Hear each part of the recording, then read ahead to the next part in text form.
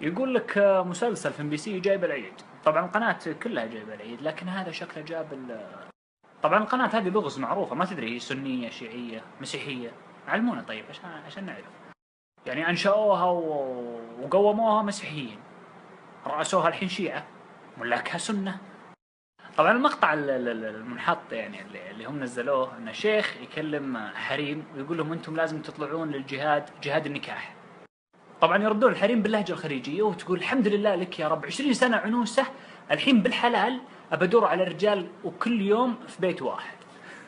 بعدين صديقاتها تكلمها تقول لها مجنونه انت، فترد عليها تقول لها انت ما تشوفين هذا الشيخ مفتي لحيته الين هنا قال حلال خلاص. طبعا ابطال المسلسل والقائمين عليه كلهم شيعه، فسبني بسبته سبني بسبته. كلنا عارفين ان اهل السنه ما عندهم شيء اسمه جهاد النكاح، لكن في مكان ثاني عندهم نكاح المتعه ما ادري من نوعه.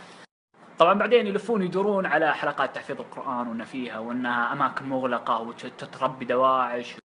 حرتهم حلقات تحفيظ القرآن، طبعا بدعمها باكثر شيء اقدر عليه ابتغاء اجر من الله طبعا وعنادا في ام بي سي.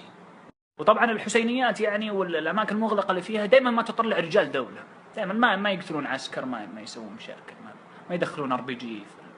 الفنان الكبير والاستاذ الكبير في الكوميديا وما حد يشك يعني في كوميديته، يعني يضحكني انا شخصيا يعني ناصر القصبي او ناصر القصبي، ترى اسمه اللي عارف انا ناصر القصبي هو.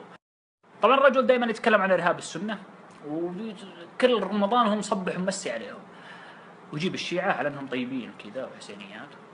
الحشد الشعبي طيب يا ناصر؟ لا حزب الله اعوذ بالله. القطيف طيب يقتلون العسكر ما طيب خلي القتل والقتيل والامور هذه. المخدرات اللي يزرعها حزب الله في جنوب لبنان في مزارع شبعه ويرسلونها لنا، ليش ما تتكلم عنها؟